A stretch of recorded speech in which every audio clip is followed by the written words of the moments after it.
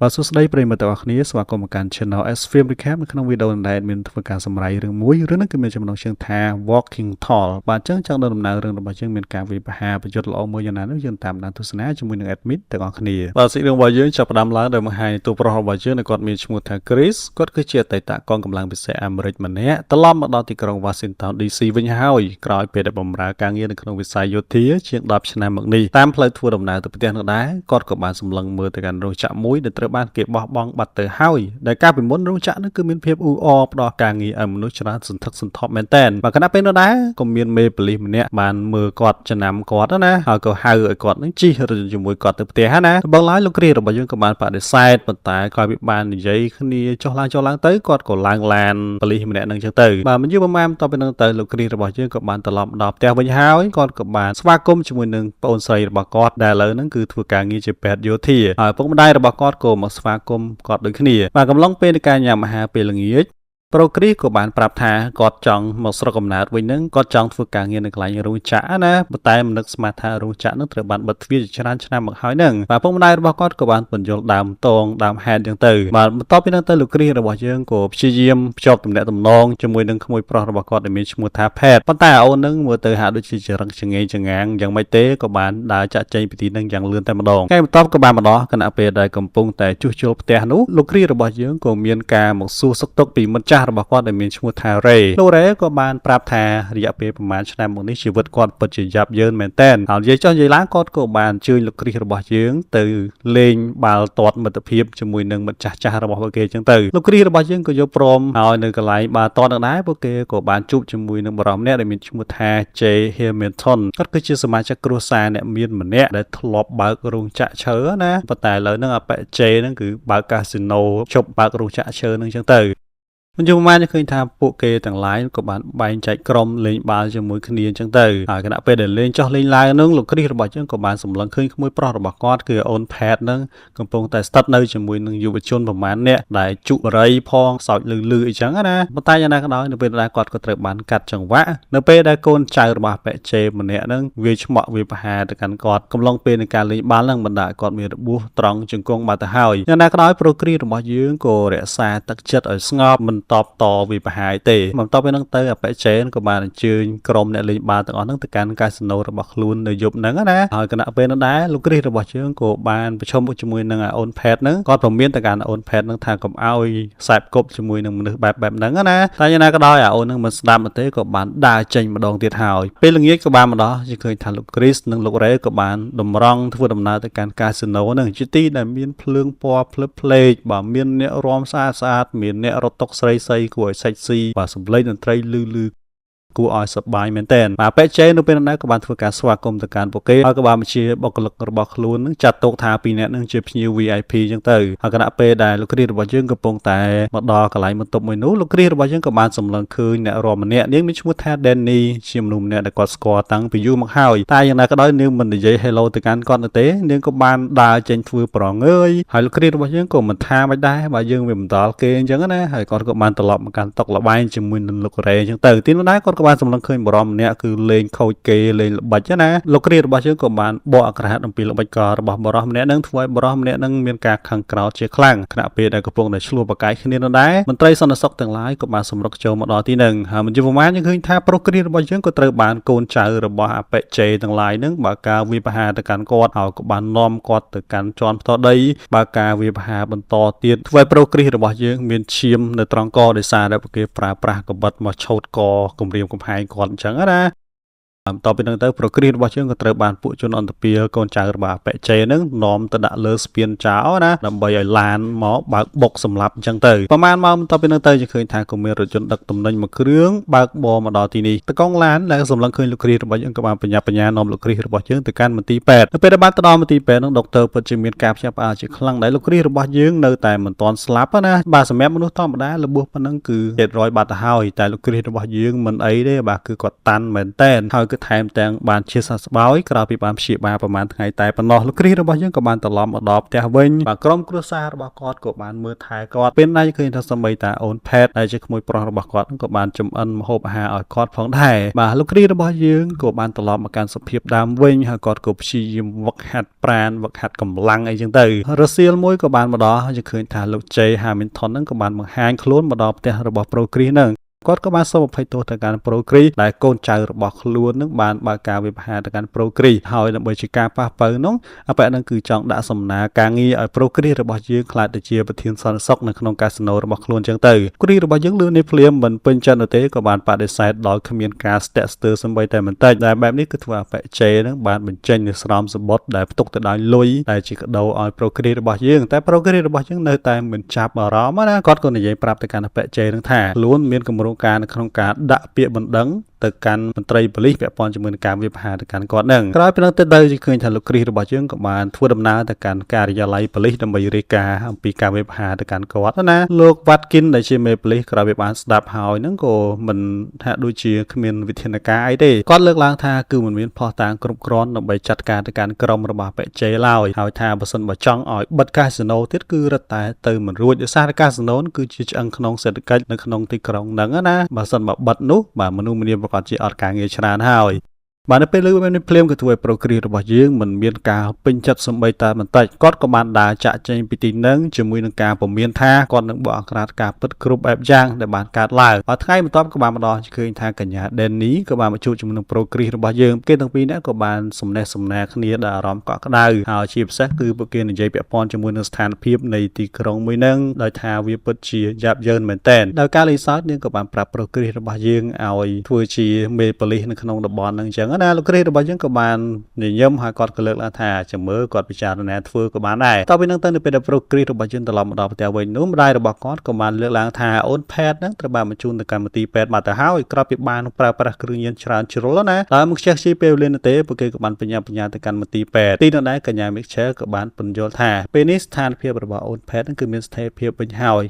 យក្រោយពេលដែលឆ្លងផុតគ្រោះថ្នាក់ដំណាក់កាលស្លាប់រស់ណាបាទមកជួបប្រមាណបន្តពីនឹងទៅគឺឃើញថាមិត្តភ័ក្តិរបស់អូនផេតក៏បានមកដល់ទីហ្នឹងពួកគេក៏បានសារភាពថាពួកគេនឹងហើយជាអ្នកដែលបង្ខំឲ្យអូនផេតនឹងប្រើប្រាស់គ្រឿងញៀនជ្រុលណានៅក្តីកំផឹង Pro Chris របស់យើងក៏បានសួរទៅកាន់ពួកគេថាតើពួកឯងនឹងបានគ្រឿងញៀនមកពីណាក្មេងម្នាក់ក៏បានលើកឡើងថាពួកគេគឺទទួលបានពីសន្តិសុខកាស៊ីណូម្នាក់ណាលឿននេះភ្លាមគឺធ្វើឲ្យ Pro Chris របស់យើងខឹងជាខ្លាំងគាត់ក៏បានទៅយកអាវុធយុទ្ធភ័ណ្ឌនៅក្នុងផ្ទះរបស់គាត់ទោះបីជាឪពុកម្ដាយរបស់គាត់ព្យាយាមខាំងឃានយ៉ាងណាក៏ដោយក៏មិនស្ដាប់នោះទេគាត់ក៏បានបើកឡានរបស់គាត់នឹងធ្វើដំណើរតម្រង់ទៅកាន់កាស៊ីណូតែម្ដងទៅដល់ទីនោះដែរជាសំណាងល្អហើយដែលគាត់មិនកាន់កំភ្លើងគាត់ក៏បានកាន់ឈើទៅវិញគាត់ក៏បានប្រើប្រាស់ឈើនឹងសម្រុកចូលទៅខាងក្នុងវាយកំទេចម៉ាស៊ីនលេងហ្គេមទាំងឡាយណាហើយសំឡេងនៃការវិភាគនឹងដែរគឺធ្វើឲ្យមនុស្សគ្រប់គ្នាមានការភ្ញាក់ផ្អើលជាខ្លាំងសន្តិសុខទាំងឡាយក៏បានសម្រុកចូលមកដល់ទីនោះដើម្បីបញ្ឈប់សកម្មភាពរបស់គាត់ប៉ុន្តែគាត់ក៏បានវាយប្រហារទៅកាន់ពួកគេដោយប្រើប្រាស់ឈើក៏ដូចជាដៃទទេនឹងបណ្ដាលពួកគេដេកដួលគ្មានសល់នៅឡើយ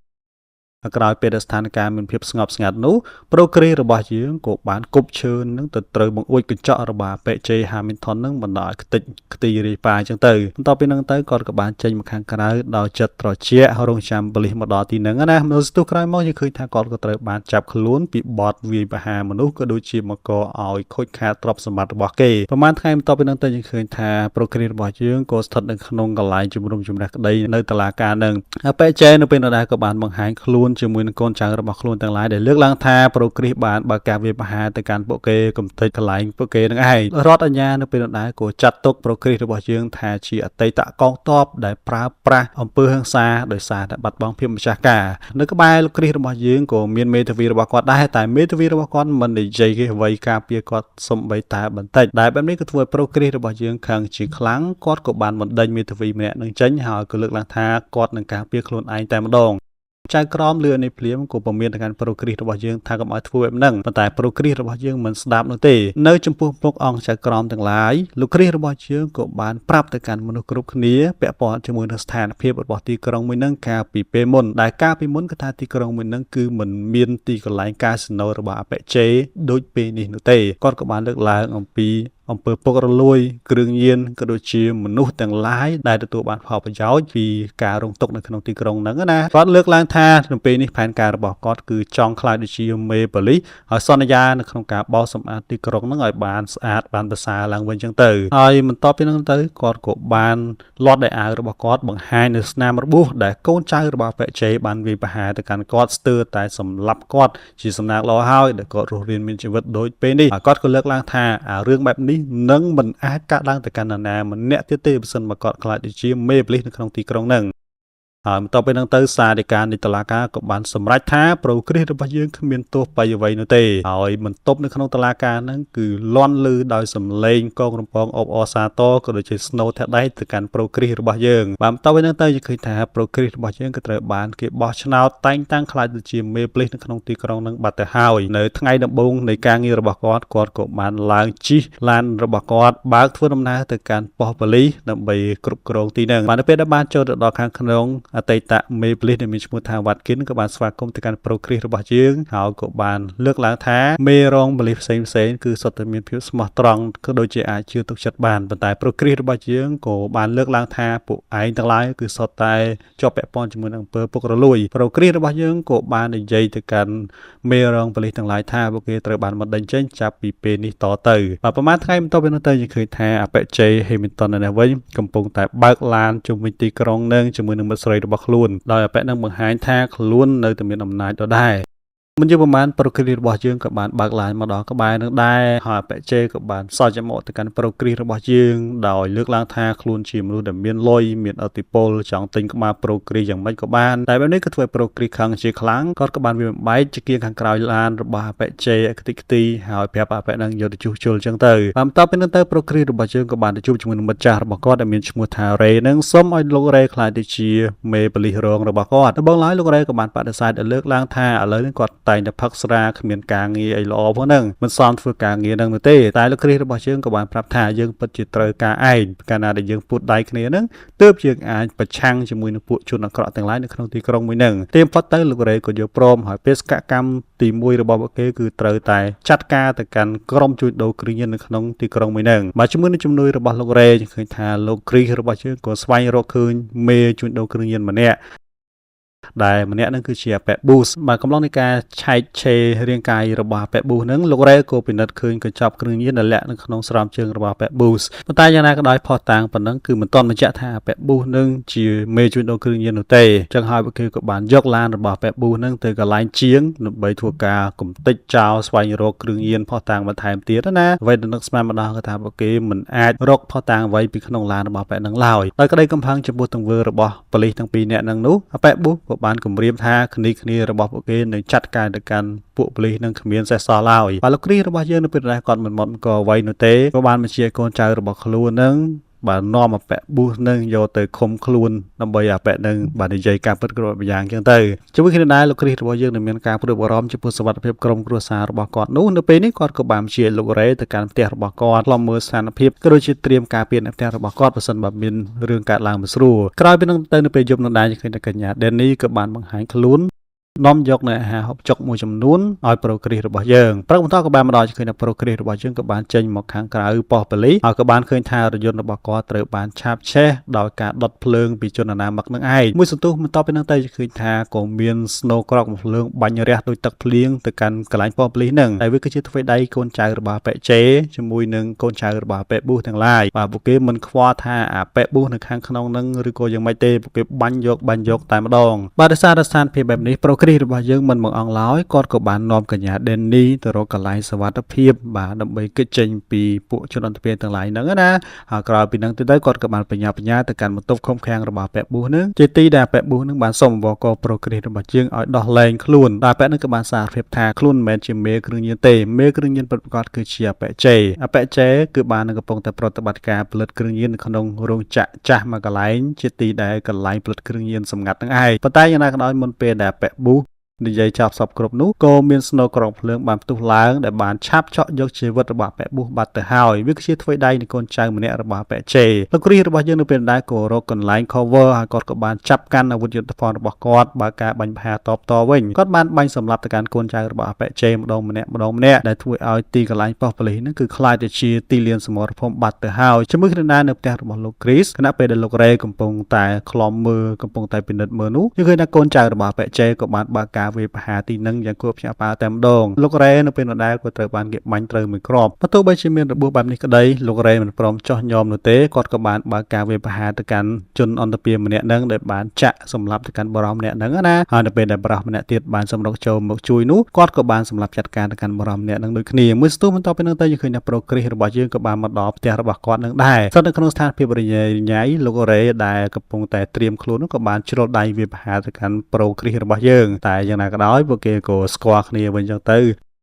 លោកគ្រីសក្រោយពេលដែលបានពិនិត្យថាស្ថានភាពគ្រួសាររបស់គាត់សុវត្ថិភាពនោះគាត់ក៏បានបើកឡានធ្វើដំណើរទៅកាន់រោងចក្រជាទីកន្លែងផលិតគ្រឿងញៀនរបស់ប៉ែជេនឹងឯងនៅពេលដែលបានចូលទៅខាងក្នុងយើងឃើញថាប៉ែជេកំពុងតែរងចាំគាត់ដូចគ្នាពួកគេទាំងពីរនាក់ក៏បានប្រឈមមុខគ្នាប៉ុន្តែគណៈពេលដែលប្រូគ្រីសរបស់យើងមិនទាន់ធ្វើអ្វីផងនោះប៉ែជេក៏បានចុចកលឹះយន្តមួយបណ្ដាលប្រូគ្រីសរបស់យើងធ្លាក់ចុះតែជាសំណាងល្អដែលប្រូគ្រីសរបស់យើងតោងកន្លែងមួយជាប់ណាហើយគណៈពេលដែលប៉ែជេដើរទៅមើលនោះប្រូគ្រីសរបស់យើងក៏បានចាប់ប៉ែនឹងធ្លាក់ចុះទៅខាងក្រោមជាមួយគ្នាចឹងទៅបាទសិននៅទីនឹងដែរពួកគេក៏បានបើកការវាយប្រហារទៅកាន់គ្នាទៅវិញទៅមកនឹងតែប្រូគ្រីសរបស់យើងក៏ដូចជារៀងថ្លាស់ជើងបន្តិចណាប៉ែជេដែលឃើញថាប្រូគ្រីសរបស់យើងចាញ់ព្រាវរបស់ខ្លួនបែបនេះប៉ែនឹងក៏ព្យាយាមដេញវាយប្រហារទៅកាន់ប្រូគ្រីសរបស់យើងដេញចោលដេញឡើងក៏បានទៅដល់កន្លែងព្រៃបាត់ទៅហើយពួកគេទាំងពីរនាក់បន្ទាប់បីជាមានការអស់កម្លាំងមានការហត់នឿយយ៉ាងណាក៏ដោយប៉ុន្តែមិនព្រមចោះចាញ់ដូចគ្នាហើយមកដល់ឈុតមួយយើងឃើញថាប៉ែជេនឹងក៏បានប្រើប្រាស់បថៅ